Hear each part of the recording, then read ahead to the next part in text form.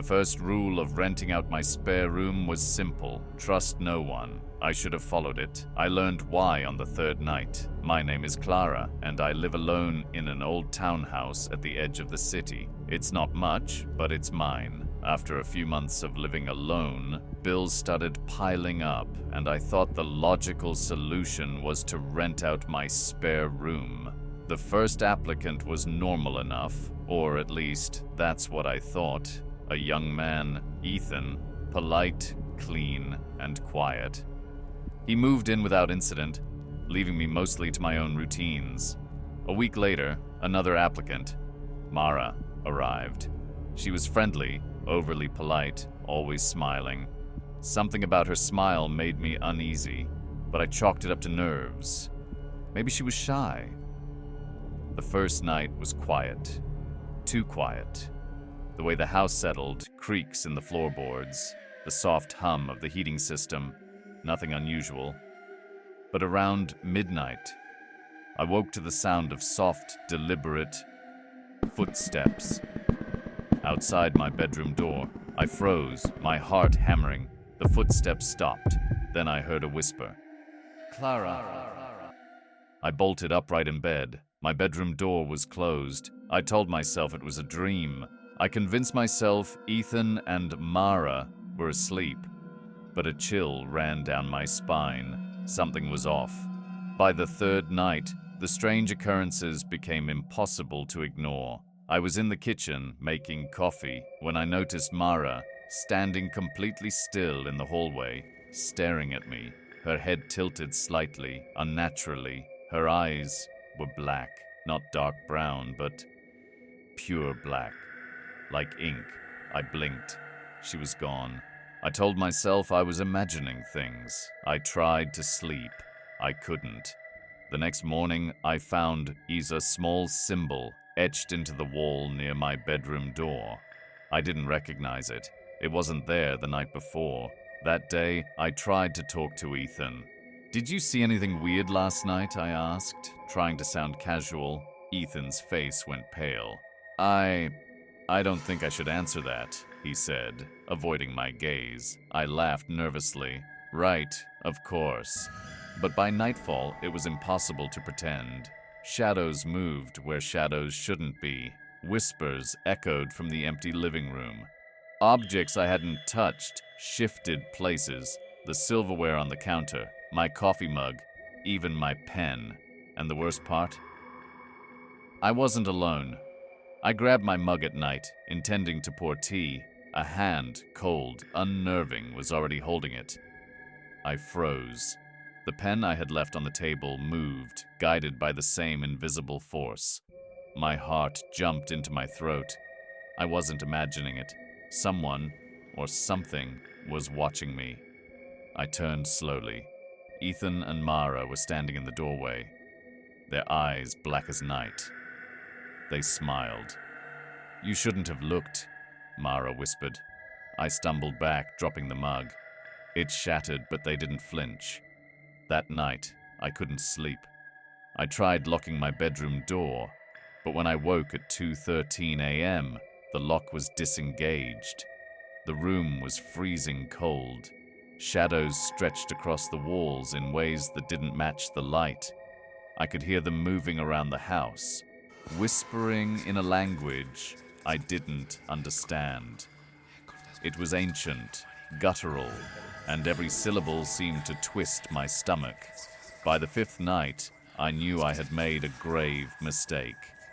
They weren't human. I tried to confront them, but words caught in my throat. Every time I stepped near them, my body froze. Their black eyes followed me, unblinking, unwavering. The strangest thing was the way the house reacted. Windows rattled when they walked by. Lights flickered as if the electricity feared them. I couldn't leave, not really. The doors groaned when I tried to open them. It was as if the house itself had joined them in keeping me trapped. I started to notice signs, tiny, almost imperceptible. Symbols scratched into furniture, mirrors reflecting figures that weren't there. and whispers that called my name from behind walls didn't exist. One night, I decided to watch them. I sat silently in the living room, pretending to be asleep. From the corner of my eye, I saw them move. Ethan and Mara, standing side by side, their heads tilted, smiling that same unnatural smile. Their hands stretched unnaturally long, fingers brushing the ceiling. They murmured, and the air grew thick, heavy, suffocating. Then Mara turned slowly. Her eyes locked with mine through the dim hallway light. I swear she knew everything I was thinking, every fear, every doubt, every memory. She whispered again, "You should have never come here." The next morning, I found my reflection missing from the hallway mirror. It wasn't shattered. It just wasn't there. I tried to call for help. No dial tone. My phone displayed strange symbols instead of numbers. I ran outside, desperate to escape, but the front door wouldn't budge. The locks twisted themselves, clicking in impossible ways. It was as if the house had become a prison, and my guests were the wardens. The nights grew worse. Shadows slithered across the walls, creeping closer every time I blinked. I heard whispering behind every closed door. Even in my dreams, they were there, stretching impossibly long limbs, whispering, always whispering.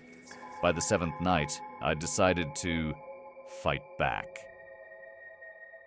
I grabbed a kitchen knife, moving silently through the house. The house was quiet, too quiet. I could hear my own heartbeat. Then I saw them, in the dining room, standing in a circle. They weren't moving, but the air around them shimmered like reality itself was bending. I whispered, "What are you?" Ethan stepped forward. His skin began to peel back like smoke, revealing something black, liquid, writhing inside. Mara's form stretched, impossibly tall, her smile splitting unnaturally. "We are what this house feeds on," Mara said. "And now, you are ours." I tried to run. Doors slammed shut on their own.